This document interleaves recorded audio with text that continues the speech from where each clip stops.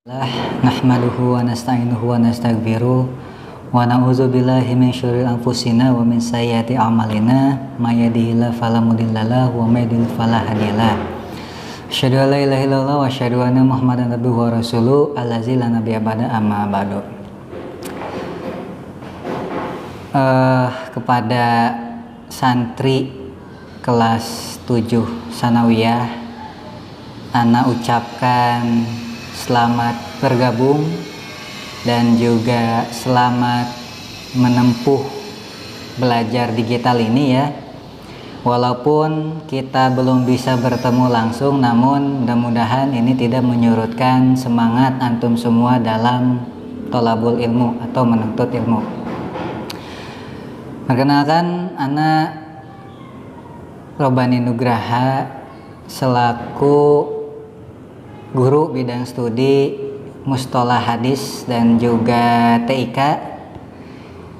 Nah, tetapi untuk kali ini kita bahas mustolah hadis. Ana kira kita tidak dulu masuk kepada materi secara langsung ya, karena mustolah hadis ini perlu pemahaman yang betul-betul agar apa? Agar nanti antum semua bisa paham. Kalau kita membahas dengan cepat, itu dikhawatirkan nanti tidak nyangkut materinya. Nah, anak-anakku sekalian, untuk mustolah hadis sendiri kita memakai buku yang hijau ini. Ini kitab mustolah hadis karangan Al-Ustadz Aceng Zakaria.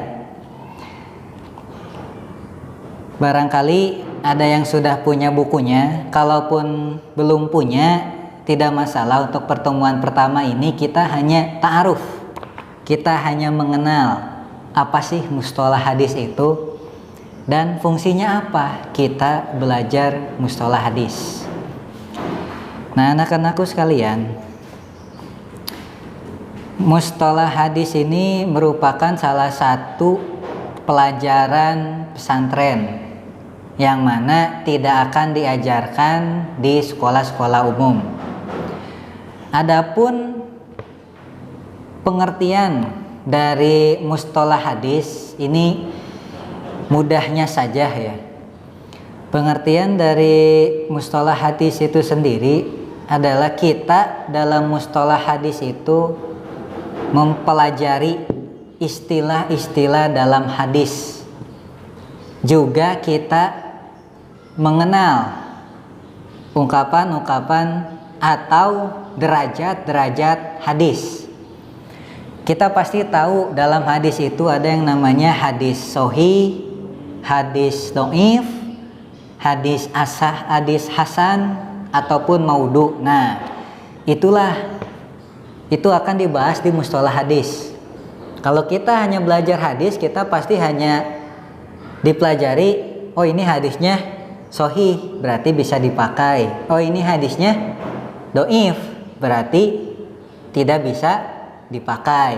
Nah, tetapi di dalam mustolah hadis ini kita mempelajari apa itu sahih, apa itu dhaif, hasan ataupun maudhu.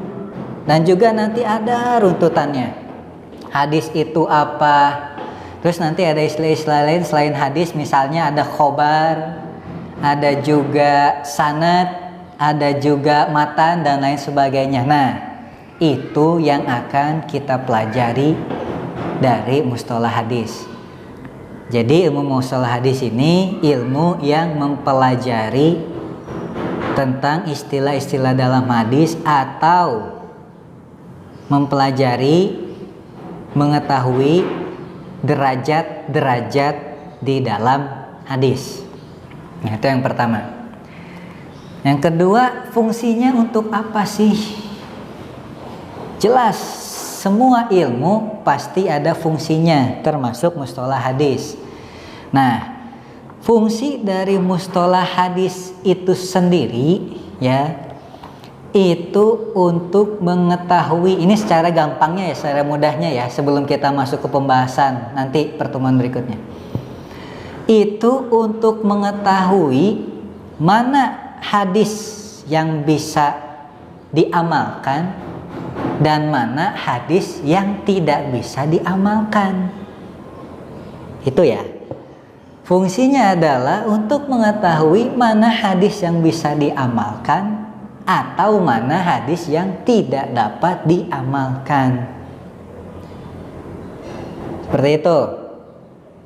Jadi secara mudahnya itu. Dan bisa juga ditambahkan, kenapa hadis ini bisa diamalkan? Atau kenapa hadis ini tidak bisa diamalkan? Karena kita mesti ingat bahwa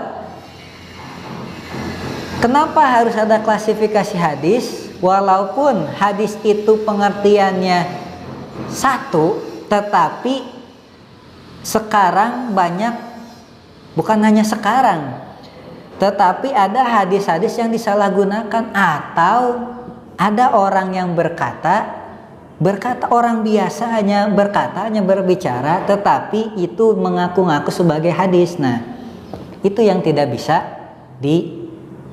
amalkan. Berarti misalkan zaman Rasulullah SAW itu ada namanya Musailama Al-Kadzab. Dia merupakan nabi palsu di zaman Rasulullah. Nah, zaman Rasulullah pun udah ada nabi palsu. Ketika Musailama berkata, maka itu bukan hadis. Tapi ketika Rasulullah bersabda, nah itu hadis namanya. Mudahnya seperti itu ya. Karena ini pertama kita mengenal dulu saja secara umum, baru nanti kita rinci. Mudah-mudahan sih ketika perinciannya kita bisa langsung dihadapkan dengan tatap muka. Kalaupun belum, ya ana mohon nanti ke depan pertemuan selanjutnya untuk musola hadis ini benar-benar disimak. Kalau memang tidak ada yang mengerti ya, maka silakan langsung ditanyakan, jangan malu-malu. Oke. Maka untuk pertemuan hari ini untuk kelas 7 sanawiyah, ana rasa cukup segitu dulu saja ya. Nanti tetapi ana akan memberikan tugas-tugasnya simple, dan tugasnya dan jawaban dari tugas itu bisa ditemukan di video ini. Oke. Nanti tugasnya akan ana kirim via WA grup. Itu saja dari ana, kurang lebihnya mohon maaf. Mudah-mudahan kita